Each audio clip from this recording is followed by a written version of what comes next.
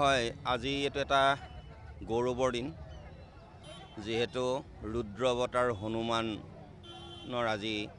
জন্ম দিৱস আসলতে জন্ম দিৱস বুলি ক'লে কিছু ভুল হয় যেহেতু আবিৰ্ভাৱ বুলি কাৰণ যেহেতু ৰুদ্ৰ অৱতাৰ তেওঁ হিন্দু কাণ্ট্ৰি বজৰং দল আৰু বিভিন্ন দলৰ যি যৌথ উদ্যোগত আজি হিন্দু কাণ্ট্ৰি দলে যি অনুষ্ঠানৰ আয়োজন কৰিছে ইয়াৰ মূল উদ্দেশ্য হৈছে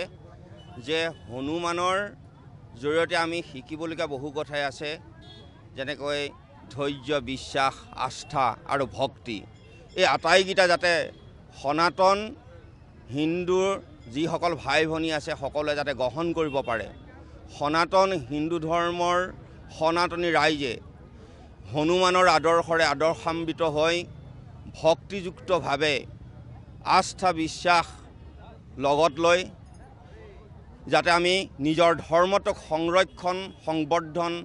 কৰিব পাৰোঁ তাৰ প্ৰচেষ্টাত যাতে আগবাঢ়িব পাৰে সেই মূল উদ্দেশ্য গতিকে হনুমানে যেনেকৈ পুৰুষোত্তম শ্ৰীৰামৰ সহায় হৈ লংকাৰ পৰা সীতাক উদ্ধাৰ কৰি আনিছিলে গতিকে সেই ভয়াৱহ দুৰ্যোগৰ পৰা যেনেকৈ হনুমানে আমাক সহায় কৰিলে পুৰুষোত্তম ৰামক সহায় কৰিলে তেনেকৈ বৰ্তমান আমাৰ সনাতনী ৰাইজৰ মাজত